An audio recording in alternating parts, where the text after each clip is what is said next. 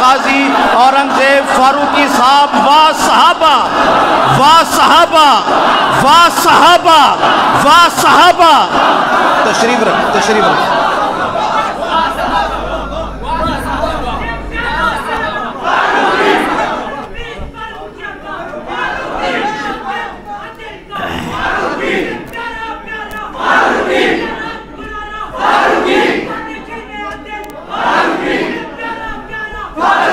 نحمده ونصلي ونسلم على رسوله الكريم. اما بعد فاعوذ باللہ من الشیطان الرجیم. بسم اللہ الرحمن الرحیم. والعصر ان الانسان لفی خسر. صدق اللہ العظیم. اسٹیج پر موجود زعماء امت، اکابرین ملت، علماء کرام، مشائخ اعظام اور میرے سامنے موجود اس وقت کے طلباء کرام اور مستقبل کے علماء کرام، آج کی یہ بہت خوبصورت اور پروقار تقریب جو اپنے اختتامی مراحل میں داخل ہو رہی ہے، میں اس خوبصورت تقریب کے سجانے پر اور اس بہترین کورس کے اختتام پر حضرت مولانا عدنان کلیانوی صاحب جو استاذ الحدیث بھی ہیں اور مفسر قرآن بھی ہیں، انہیں اور ان کی پوری ٹیم کو مبارکباد پیش کرتا ہوں، جنہوں نے اس خوبصورت سلسلے کو بڑی خوبصورتی کے ساتھ جاری رکھا ہوا ہے. اللہ تعالیٰ ان کی زندگی میں، علم میں اور عمر میں برکت عطا فرمائے. آپ حضرات بھی شاباش اور مبارکباد کے مستحق ہیں، اس لیے کہ آپ نے ایک بڑی قربانی دے کر اپنے مستقبل کی خاطر نہیں بلکہ امت کے مستقبل کی خاطر آپ نے اپنا وقت دیا. اور میں سمجھتا ہوں، میرے خیال سے یہاں پر موجود علماء کرام بھی اس بات کی تائید ضرور کریں گے کہ جمعرات کا دن اس سلسلے میں دینا یا کسی بھی ایسے سلسلے میں دینا جس میں چھٹی نہ ہو اور آپ مصروف رہیں، یہ بہت مشکل کام ہے. اور آپ نے یہ مشکل کام سر کیا کہ آپ نے اس چھٹی کے بجائے فن خطابت کورس میں اپنے آپ کو پیش کیا اور آپ نے محنت کی. انشاءاللہ العزیز آپ کی یہ محنت ضائع نہیں جائے گی. میں آپ کو ایڈوانس مبارکباد دیتا ہوں. میرا یہ یقین ہے، اللہ کا فرمان ہے، ہمیں یقین کرنا بھی چاہیے اور ہونا بھی چاہیے کہ کسی کی محنت ضائع نہیں جاتی. اور محنت بھی وہ جو کسی بڑی قربانی کے نتیجے میں ہو، وہ تو کسی صورت میں ضائع نہیں جاتی. تو اس کا مطلب یہ ہوا کہ آپ جو یہاں آئے، جن حضرات نے حصہ لیا، تقاریر کی، اور جنہوں نے حصہ نہیں لیا وہ بھی آئے، وہ بھی ناکام نہیں ہیں. اس کے اثرات انشاءاللہ العزیز ان پر بھی پڑھیں گے. دوسری بات یہ کہ وہ لوگ جنہوں نے یہاں گفتگو کی، آپ کے جو حضرات منصفین تھے، وہ کہہ رہے تھے کہ مشکل کام ہے، اور واقعی مشکل کام ہے. میں کبھی کبھی سوچتا ہوں کہ یار یہ نمبر دینا کیسے دے لیتے ہیں کہ ابھی یہ گفتگو کر رہا ہے، کیا پتا کہ اس سے اچھی کوئی اور نہیں کرے گا. یہ کیا معلوم بات اور اس سے اچھی کرے، اور کیا معلوم یہ اس کو کم رکھا اور اس کے بعد اس سے اچھی کسی نے کی نہ ہو. یہ مشکل مرحلہ ہے۔ جن حضرات نے آج انعام وصول کیا وہ تو مبارکباد کے مستحق ہیں، لیکن جنہوں نے انعام نہیں لیا اس سے زیادہ مبارکباد کے مستحق ہیں۔ وہ کیوں زیادہ مبارکباد کے مستحق ہیں؟ وہ اس لیے مستحق ہے کہ وہ انعام کے بغیر شامل ہو گئے، اور انعام لیے بغیر بھی ان کے عزم میں، ان کے حوصلے میں اور ان کے ہمت میں کوئی فرق انہوں نے عزم کیا ہوا وہ کر لیں کہ انشاءاللہ العزیز اگر آج نہیں تو کل،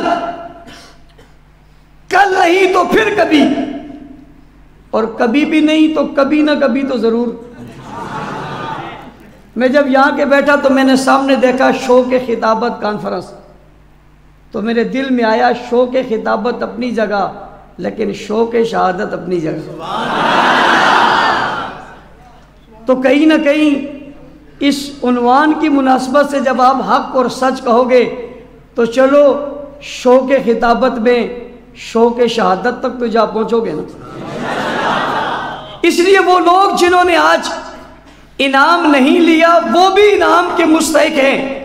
اور مولانا عدنان کلیانی صاحب نے میرے خیال سے کسی کو یوں چھوڑا بھی نہیں ہے، ہر حصہ لینے والوں کو کچھ نہ کچھ تو دیا ہے، اور اسے یوں نہیں بھیجا کہ وہ کچھ لے کر نہ جائے، وہ کچھ نہ کچھ لے کر ضرور جا رہا ہے۔ میں سمجھتا ہوں یہ جو انداز اور طریقہ ہے یہ بھی بڑا خوبصورت ہے کہ کوئی مایوس نہ ہو اور نہ امید نہ ہو، اور آپ کو مایوس اور نہ امید ہونا بھی نہیں چاہیے۔ میرے ساتھ ایک ساتھی، میں نے پہلے بھی سنا ہے، کئی بار سناتا رہتا ہوں، تقریر کرتا تھا طالب علمی کے زمانے میں، اور اس نے تقریر میں کوئی تھوڑی سی غلطی کر ڈالی، جس طرح حضرت شیخ صاحب فرما رہے تھے کہ ہر چیز کا اپنا حسن ہے، اعراب غلط کیا، مد کھینچ دیا، کچھ اور کر دیا، تو پوری تقریر پر پانی پھر جاتا کہ یار اس نے یہ غلطی کر دی۔ ہم یہاں ہری پور میں ایک کانفرنس میں تھے، میں ایک بریلوی عالم دین بہت خوبصورت گفتگو کر رہے تھے، اور انہوں نے بڑے جو ہے وہ چیلنج بھی دیے۔ تو گفتگو کے بعد جب وہ بیٹھے تو میرے ساتھ ایک دیوبندی مولوی صاحب کہہ رہے تھے کہ اس نے اعراب کی بڑی غلطیاں کی ہیں۔ تو اس کا مطلب یہ ہوا کہ اس کی اتنی بڑی گفتگو جو پر اثر تھی ان نے 2 جملوں میں اسے ختم کر دیا۔ اپنا اپنا اثر ہوتا ہے۔ اس طالب علم نے جو میرے ساتھ تقریر کرتا تھا اس نے ایک چھوٹی سی غلطی کر دی، اور اس کو مولوی صاحب نے وہی ڈانٹ دیا کہ یہ تو نے کیا پڑھا، کوئی ایسے پڑھتا ہے، یہ یوں نہیں ہے یوں ہے۔ اس نے وہ دن آج کا دن تقریر ہی نہیں کی۔ کیا ہو گیا؟ مایوس ہو گیا۔ تو بھائی مایوس نہیں ہونا۔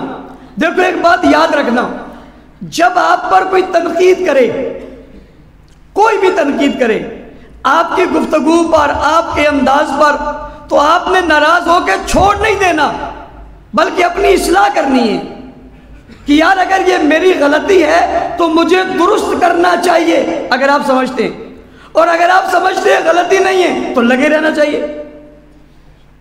بھی اگر آپ یہ سمجھتے ہو کہ یہ غلطی ہے تو درست کرنا چاہیے، اور آپ یہ سمجھتے ہو کہ غلطی نہیں، اس نے خواہ مجھے نیچا دکھانے کے لیے یا مجھے خراب کرنے کے لیے یا میرا حوصلہ توڑنے کے لیے، تو اس کی پرواہ مت کرو، اپنے کام میں لگے رہو۔ اور جو لوگ کسی کی ایسی تنقیدوں کی پرواہ کیے بغیر لگے رہتے ہیں وہ بھی کبھی ناکام نہیں ہوتے۔ تو جن حضرات نے محنت کر کے یہ انعام لیا ہے وہ بھی مبارکباد کے مستحق ہیں، اور جو نہیں لے سکے میری نظر میں وہ اس سے زیادہ مبارکباد کے مستحق ہیں۔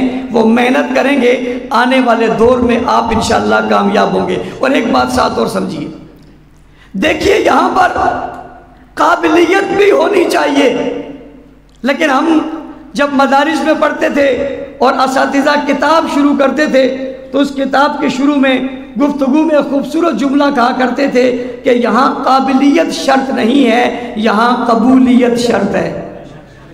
اور ہم نے اپنی زندگی میں اس کے بہت تجربے کیے کہ بہت قابل سے قابل لوگ دین کی خدمت نہیں کر سکے، اور بعض ایسے لوگوں سے اللہ نے دین کی خدمت لی جن کے بارے میں کوئی سوچ بھی نہیں سکتا تھا کہ دین کی خدمت کریں گے۔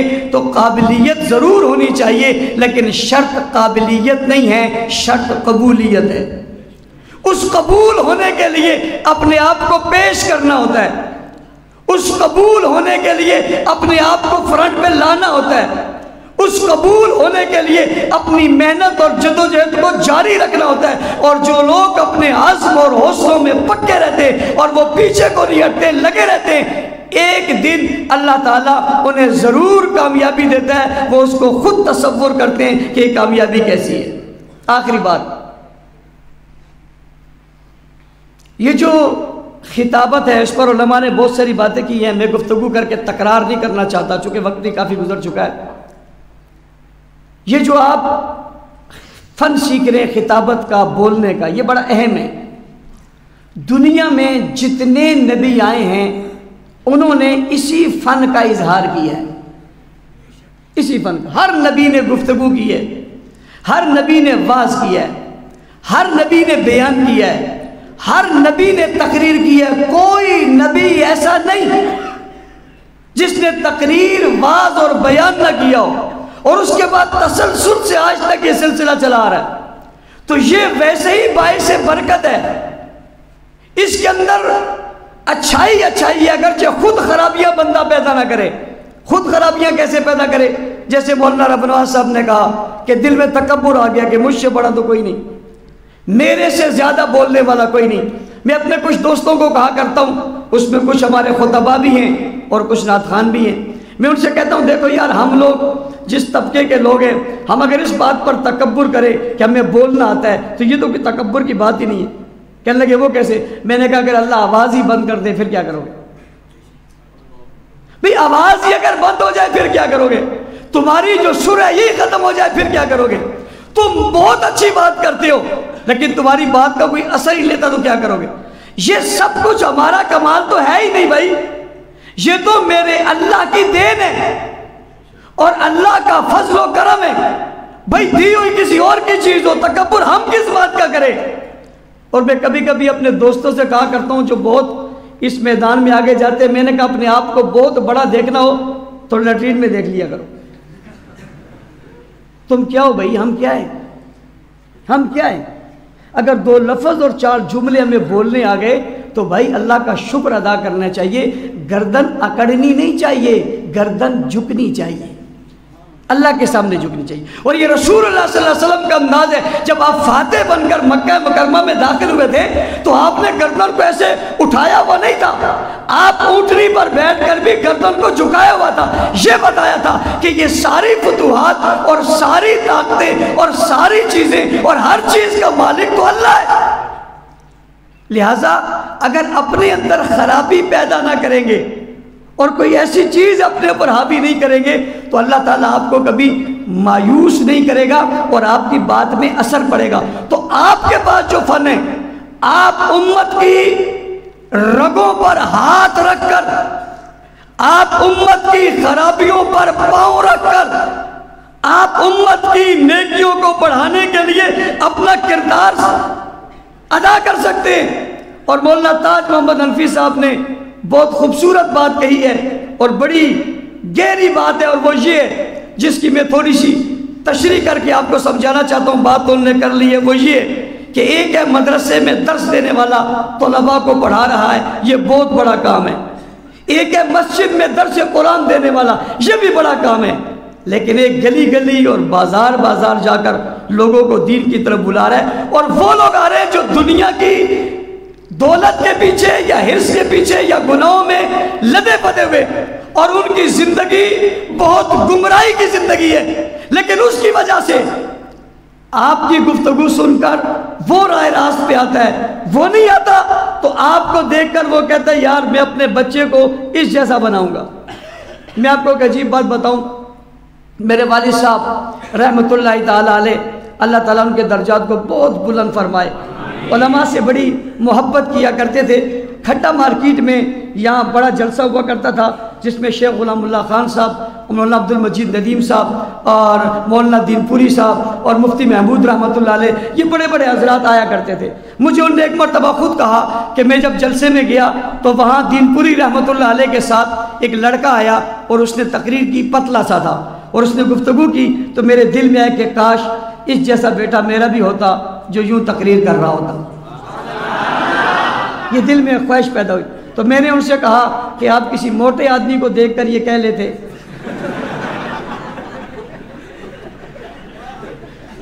کسی کوئی کلیم اللہ جیسا ہوتا اس کو دیکھ کر آپ کہہ لے ہوتے جیسا آپ نے بھی ایسے، میں بھی پتلے کا پتلا ہی رہا، ساری عمر ہی پتلا. تو یہ جو اس کی گفتگو سے حسرت پیدا ہوئی اور اس حسرت سے وہ دعا بنی اور اس دعا کے نتیجے کے طور پہ میں آیا، تو آپ کیا سمجھتے ہو اس گفتگو کرنے والے کو ثواب نہیں ملا ہوگا؟ کیا وہ ذریعہ نہیں بن گیا؟ تو بھائی آپ ہر لحاظ سے ذریعہ بن رہے ہو. مجھے ایک لڑکا کہنے لگا ایک دن کہ حضرت صاحب آپ نے نا بچپن میں ایک تقریر کی تھی، مجھے بڑی پسند آئی، میں نے اپنی آپ کی تقریر سن کر قرآن حفظ کیا. میں نے کہا اللہ کا شکر ہے، میری نجات کے لیے یہی کافی ہے. آپ اس عملی میدان میں جب آئیں گے اور آپ گفتگو کریں گے، پھر ایک گفتگو کرنا، ایک باتیں کر لی، باتیں اور بھی لوگ کرتے ہیں، ایک ہے باتوں کو سلیقے کے ساتھ. اور یہ جو بزم کلیانوی ہیں، یہ بزم کلیانوی آپ کو سبق نہیں پڑھا رہی، یہ آپ کو علم نہیں دے رہی، یہ آپ کے پڑھے ہوئے سبق کو اور آپ کے لیے ہوئے علم کو سنوار رہی ہے، اسے خوبصورت بنا رہی ہے. آپ کو تراش کر، آپ کو سنوار کر. اتنے سارے علماء کرام جن کو آج انہوں نے جبے پہنائے، دستاریں پہنائی، انعامات دیے اور نام لیے کہ یہ ہمارے ساتھ ہیں، کتنے بڑے بڑے بزرگ علماء ان کے پاس ہیں. انہوں نے یہ بھی کہا کہ پچھلے سال انعام لے رہے تھے، اس سال استاذ ہیں، یہ پچھلے سال انعام لے رہے تھے، اس سال استاذ ہیں. اس کا مطلب وہاں سے سنور کر یہاں تک پہنچ گئے اور یہاں سے سنور تک کہیں اور تک پہنچ جائیں گے. تو یہ تو ہوگا نا. اس سے آپ اندازہ لگائیں کہ اس آپ کی محنت کا اثر اور نتیجہ کتنا نکل رہا ہے اور مستقبل میں کتنا نکلے گا. اس لیے اس کو آپ نے سیکھنے کے بعد آخری بات کے عمل میں لانا ہے. یہی نہیں کہ یہی تقریر کر ڈالی، آپ چلتے پھرتے، آپ اٹھتے بیٹھتے، آپ آتے جاتے گفتگو کرتے رہے، بات لمبی ہو جائے گی. مجھے اپنا ایک واقعہ یاد آ گیا. میں چھوٹا سا تھا، مجھے ہمارے گھر میں بکریاں تھیں، میں کراچی کی بات کر رہا ہوں. ہمارے گھر میں بکریاں تھیں اور میں وہ بکریاں عصر کے بعد جب مدرسے کی چھٹی ہوتی تھی تو میں بکریاں کھول کے نا پٹریوں کی طرف لے جاتا تھا. ہمارے گھر کے قریب پٹریاں تھی اور وہاں بکریاں چرتی تھی. یہ اور بات ہے کہ کچھ عرصے میں نے ان بکریوں کو اتنا پڑھا لیا کہ بکریاں چرتی رہتی تھی اور میں کرکٹ کھیلتا رہتا تھا. اور مزے کی بات آپ کو بتاؤں کہ وہ بکریاں چر کر میرے سے پہلے گھر چلی جاتی تھی، انہیں رستہ بھی معلوم ہو گیا تھا. اس کا مطلب یہ کہ کسی چیز کو آپ لین پہ لگاؤ وہ ضرور لین پہ لگتی ہے. تو جب بکریاں لگ سکتی ہیں تو لوگ بھی لگ سکتے ہیں، نہیں لگ سکتے. کل ہم نے بکریاں لین پہ لگائی تھی، آج ہم نے لوگ لین پہ لگا دی. اور ویسے بھی اگر آپ تاریخ پڑھیں تو آپ کو پتہ چلے گا جتنے بڑے لوگ گزرے ان نے بکریاں رکھی. آج کے بڑے لوگ نہیں. یہ انبیاء کی سنت ہے. نبیوں نے جو ہے وہ بکریاں سنبھالی. تو عرض کر رہا تھا جب میں جاتا تھا نا، میں آپ کو ایک مزے کی بات بتا رہا ہوں. ہمارے ایک استاذ تھے قاری فیروز صاحب، اللہ تعالیٰ ان کی قبر کو منور فرمایا، دنیا سے رخصت ہو گئے. مجھے یہ تقریر کرنے کا سلسلہ انہوں نے شروع کروایا تھا. تو میں جب جاتا تھا بکریوں کے ساتھ، تو جب وہ بکریاں وہاں چل رہی ہوتی تھی میں پٹری پہ اکیلے خود تقریر کر رہا ہوتا تھا. کیا کر رہا ہوتا تھا؟ خود تقریر کر رہا ہوتا تھا. اور میں یہ سمجھ رہا ہوتا تھا کہ یہ جہاں پٹریاں سب لوگ ہی لوگ ہیں. اس وقت ہم تصور کرتے تھے لوگ ہیں اور آج حقیقت میں لوگ ہوتے ہیں. بھئی وقت ضائع مت کرو. جا رہے ہو، چل رہے ہو، پھر رہے ہو، کہیں تنہائی میں ہو، اپنے ذہن میں اپنی گفتگو کو دہراؤ، اپنے جملوں کو درست کرو. حضرت شیخ نے فرمایا تھا استدلال اپنا مضبوط کرو. روایت کون سی لانی ہے اس کو کیسے فٹ کرنے سے کرو. اشعار موقع بموقع کے اپنے ساتھ فٹ کرو، یاد کرو، پڑھتے رہو. اس ترتیب کے ساتھ آپ پڑھو کہ آپ کو وہ بات بھولے نہیں. اور کبھی بھی آپ کو کوئی روکے ٹوکے، کبھی بھی کسی بات کو اپنے دل و دماغ پر مت لو، بلکہ یہ سوچو کہ اگر یہ غلطی ہے تو میں درست کر لوں گا، نہیں ہے تو میں اپنے محاذ میں چلتا رہوں گا. اللہ تعالیٰ آپ کو ضرور کامیابی نصیب فرمائے گا. میں نے ابھی گزشتہ دنوں میں جب گستاخیاں بہت ہو گئی تو میں حقیقت میں بہت پریشان تھا. میں مذاق نہیں کر رہا، مجھے بڑا دکھ تھا اور مجھے بڑی تکلیف تھی اور مجھے آج بھی وہ دکھ اور تکلیف ہے. میں آپ کا شوق کتابت دیکھتا ہوں، اللہ کی قسم مجھے شوق شہادت یاد آتا ہے. یعنی اس زندگی کے بعد کیا جینا یار، اس ماحول کے بعد کیا جینا جب ابو بکر کی تکفیر ہو جائے، اس کے بعد کیا جینا جب حضرت معاویہ کو روڈ پہ کوئی لعنت کر دے، اس کے بعد کیا جینا کہ نبی کی 3 بیٹیوں کا انکار کر دے. بہت دکھ کی زندگی ہے. لیکن کیا کریں، جینا ہے تو جینا تو کسی ڈھنگ اور طریقے سے جئیں، اور وہ ڈھنگ اور طریقہ کیا ہے؟ وہ ڈھنگ اور طریقہ کیا ہے؟ وہ یہ ہے کہ جناب آپ کوئی کام کر جاؤ، کام بیٹھے رہنے سے، سوچنے سے، اور صرف ہاتھ پر ہاتھ رکھ کر، ٹانگ پر ٹانگ رکھ کر بات، کوئی کام کرو۔ تو میں نے کہا کیا کرنا چاہیے؟ ماحول بھی ایسا ہے، حالات بھی ایسے ہیں، فطرے بہت ہیں، مشکلات بہت ہیں، پریشانیاں بہت ہیں، بہت ساری ایسی ہیں جن کا میں تذکرہ آپ سے نہیں کر سکتا۔ میں نے بہت سوچا تو میرے ذہن میں ایک بات آئی کہ جن کی توہین ہوئی ہے ان کے ناموں کو عام کر دو۔ تو میں نے پہلی فرصت میں صحابہ صحابہ صحابہ صحابہ صحابہ صحابہ صحابہ صحابہ صحابہ کہنا شروع کر دیا۔ آپ اندازہ لگائیں، میں اکیلے آدمی نے یہ کہنا شروع کیا صحابہ صحابہ۔ الفاظ اور جملوں کو دیکھے میرے دل میں تڑپ اتنی تھی، مجھے پتہ ہی نہیں چلا کہ پاکستان کے ہر طبقے کی زبان پہ آ گیا صحابہ صحابہ صحابہ۔ یہ عام ہو گیا۔ میں نے پھر کہا کوئی جملہ ایسا ہو جو محبت بھرا بھی ہو، نیا انوکھا نرالا بھی ہو، اور وہ لوگوں کے دل و دماغ میں بیٹھے بھی، اور ایسے بیٹھے کہ نکل نہ پائے۔ تو اللہ تعالیٰ نے میرے دماغ میں ڈالا کہ جب بھی کوئی اچھا کام کرے اسے لوگ یوں کہتے ہیں واہ یار کیا کام کیا، عدنان کیلانی صاحب واہ، عدنان کیلانی واہ، کیا فن خطابت کورس کروایا، کیا علماء کا گلدستہ سجایا، کیا ہیرے پیدا کیے، کیا خطبہ پیدا کیے، عدنان کیلانی صاحب واہ بھائی واہ، کیا گفتگو تھی ان کی، ارے اول آنے والے طالب علم واہ بھائی واہ، کیا بات کی آپ نے، دوم والے نے کیا بات کی، یار ہر مقرر نے کمال کر دیا، واہ جی واہ کیا بات۔ یعنی جب آپ اینڈ پر جاتے ہیں نا اور انتہا پر جاتے ہیں اور آپ کے پاس الفاظ اور جملے ختم ہو جاتے ہیں تو دل سے نکلتا ہے واہ۔ کیا نکلتا ہے؟ جیسے بچہ کوئی انعام لے کہتا ہے واہ۔ میں مثال میں دیتا ہوں، جب کوئی نالک شاگرد نالک ہو نا تو استاد دوسرے کو کہتے ہیں تیرا شاگرد ہے، یہ تیرا شاگرد۔ اچھا بیٹا کوئی ایسا ہو تو باپ بڑے اس سے کہتا ہے وہ دیکھا اپنے بیٹے کی حرکتیں، ماں کو کہتے ہیں بھائی تیرا نہیں ہے اس کا، وہ دیکھا اپنے بیٹے کی حرکتیں، تیرا بیٹا ایسا ہے، تیرے بیٹے نے یوں کیا۔ اور جب کوئی اچھا کام کرے آج میرے بیٹے نے کمال کر دیا، آج میرے بیٹے نے کمال کر دیا، آج میرے بھائی نے کمال کر دیا، آج میرے شاگرد نے کمال کر دیا، یہ میرا ہے، یہ میرا ہے، یہ میرا ہے۔ اللہ رسول اللہ نے فرمایا اصحابی، یہ میرے اصحابی۔ کتنی ان کی عظمت ہے اور کتنے وہ کامیاب ہیں اور کتنے رسول اللہ خوش ہیں۔ بھئی اپنی طرف نسبت بندہ تب ہی کرتا ہے جب خوشی کے، میں نے کہا باپ کہتا ہے یہ تیرا ہے، یہ تیرا ہے، جائے اس کو سنبھال، بڑی اس کی سائڈ لیتی تھی، وہ دیکھ اس نے حرکتیں کی ہیں، اور جب اول پوزیشن لائے کہتے ہیں ادھر آ پگلی، ادھر آ، کیا ہوا، یہ دیکھ میرا بیٹا آ رہا ہے۔ حضور نے فرمایا اصحابی، میرے صحابہ، ان اللہ اختارنی واختار لی اصحابی، اصحابی کالنجوم، میرے صحابہ۔ ایمانداری سے پتہ نہیں آپ کی کیفیت کیا ہے، میرے دل میں جان جب میں میرے کہتا ہوں نا تو میرا کلیجہ نکلتا ہے، یار کس نے کہا میرے، کس نے کہا؟ حضور نے فرمایا میرے، کیا فرمایا؟ میرے سے۔ تو کمال کی انتہا ہو گئی نا، اور کمال کی انتہا ہو گئی۔ میں نے کہا جب جملے لفظ ختم ہو جائیں تو پھر میرے دل نے کہا سب کو کہتے ہو، اس کو کہتے ہو واہ، اس کو کہتے ہو واہ، تو کیوں نہیں کہتے واہ صحابہ واہ۔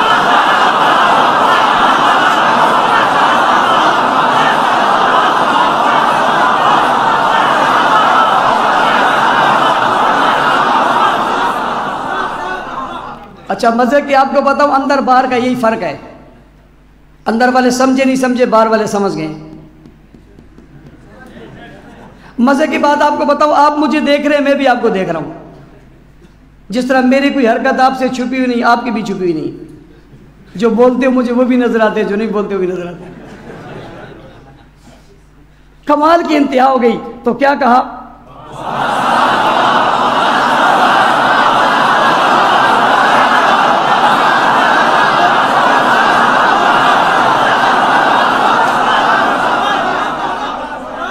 یہ بھی کمال ہے، بولتے بولتے چپ کرانا کون سا آسان ہے، لیکن یہ بھی اللہ کا فضل ہے۔ تو یہ جملہ مجھے نہیں پتا تھا، مجھے اندازہ بھی نہیں تھا، میں سوچ بھی نہیں سکتا تھا کہ اس کو اتنی پذیرائی ملے گی۔ جس جگہ آپ جائیں ہر چوک چوراہے پہ یہ لکھا ہوا نظر آتا ہے، واہ صحابہ۔ جو بات سمجھانا چاہتا ہوں وہ یہ ہے کہ یہ کب ہوا؟ جب بولا تب ہوا نا؟ صرف سوچنے سے ہو جاتا؟ صرف سوچنے سے ہو جاتا؟ یہ بولنے سے ہوا۔ اسی بولنے کو تو خطابت کہتے ہیں۔ یہ جو آپ دل میں سوچ کر زبان سے بولتے ہیں اور بولتے وقت اس کا ماحول بناتے ہیں، اور ماحول کے لیے گراؤنڈ بنا کر اسے خوبصورت بنا کر اور شربت بنا کر، اور شربت میں جو ہے وہ ہر چیز ملا کر، یعنی بادام ملا کر اور روح افزا ملا کر اور دودھ ملا کر خوشنما کر کے جب کسی کو پلاتے ہیں تو پینے والا پینے کے بعد تو کہتا ہے نا واہ، کیا کہتا ہے؟ واہ کیا شربت تھا۔ تو یہ کب ہوگا؟ جب آپ محنت کریں گے اور آپ پلائیں گے تو جن لوگوں نے انعام لیا وہ بھی، جنہوں نے نہیں لیا وہ بھی، جنہوں نے حصہ لیا وہ بھی، جنہوں نے نہیں لیا وہ بھی، جو فن خطابت میں پہلے آتے تھے وہ بھی، جو نہیں آتے تھے وہ بھی، جن کا شوق تھا وہ بھی اور جن کا شوق نہیں تھا وہ بھی، سب مل کر اس فن میں محنت کریں گے۔ آنے والی نسلوں میں، لوگوں میں، امت تک، افراد تک، لوگوں تک، محلات تک، جنگلات تک، بازاروں تک، مکینوں تک، اپنوں تک، مکانوں تک، جہانوں تک، انسانوں تک، کائنات تک، کرۂ ارض تک، چپے چپے تک، ہر زمین کے حصے تک، ہر جگہ تک، ہر مقام تک ہم اللہ، اللہ کے رسول اور رسول کے صحابہ، توحید، سنت، قرآن، ازواج رسول اور اہل بیت کے تذکرے انشاءاللہ انشاءاللہ انشاءاللہ پہنچائیں گے۔ نہ صرف پہنچائیں گے بلکہ پہنچانے کا حق ادا کریں گے۔ کرو گے؟ ایسا کرو گے؟ آئندہ بھی آنے والی جو ایسے کورسز ہوگا ان میں شرکت کرو گے؟ آج ہمارے درمیان مفسر قرآن، محدث اعظم ثانی انور شاہ کشمیری رحمۃ اللہ تعالی علیہ، مفتی ظفر علی خان صاحب موجود نہیں ہیں۔ آج وہ دنیا سے رخصت ہو گئے۔ کتنا بڑا دکھ اور کتنا بڑا افسوس ہے کہ ہم ان کے اس محبت سے، ان کے اس علم سے، ان کے اس تعلیم اور تعلم سے محروم ہو گئے۔ اور یقین مانو ایسے لوگ صدیوں میں پیدا ہوتے ہیں جو حق گو ہوں، جو بات انہیں بری لگے اس بات کا فوراً اظہار کر دیں۔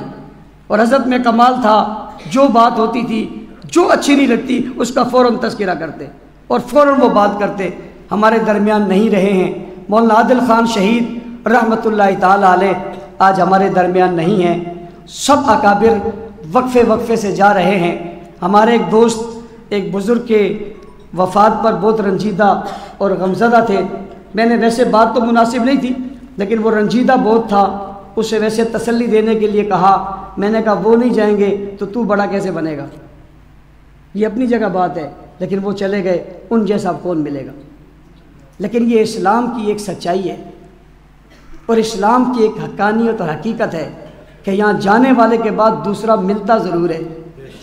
اگر ایسا نہ ہوتا تو حضور کے بعد دین دنیا تک نہ پہنچتا، ابو بکر صدیق کے بعد نظام آگے نہ چلتا، فاروق اعظم کے بعد کون آگے بڑھتا، عثمان غنی کے بعد کون آگے چلتا، علی المرتضیٰ کے بعد کون بہادر کہلاتا، امیر معاویہ کے بعد دنیا کا فاتح کون بنتا۔ لیکن یہ سلسلہ چلتا آ رہا ہے۔ عزم کر لو، ہم اپنے بزرگوں کی جگہ کو پر کرنے کی انشاءاللہ کوشش ضرور کریں گے۔ کرو گے؟ اور یہ اعزاز کی بات اس جماعت کو اللہ نے دی ہے کہ حق نواز کے جانے کے بعد مسند خالی نہیں ہوئی ہے، یہ اعزاز نے ملا ہے۔ اللہ تعالیٰ اس جماعت کو، اس کے قائدین کو، آپ تمام لوگوں کو، ہم سب کو اچھے رستے پر چلنے کی توفیق عطا فرمائے۔ بزم کلوانی کے جتنے لوگوں نے تعاون کیا، جتنے لوگوں نے مدد کی، جو معاون بنے، اللہ سب کو جزائے خیر عطا فرمائے۔ مولانا عدنان کلیانی صاحب، ان کی پوری ٹیم بہت زیادہ مبارکباد کی مستحق ہے۔ چاہیے تو یہ تھا کہ آج ہم انہیں انعامات سے نوازتے، الٹا ہمیں جبے بھی انہوں نے ہی پہنائے۔ اللہ تعالیٰ ان کو بہت دنیا میں ترقی نصیب فرمائے. جو حضرات یہاں ہیں اللہ سب کا آنا قبول فرمائے. وآخر دعوانا الحمدللہ رب العالمین. اللہم صلی علی محمد.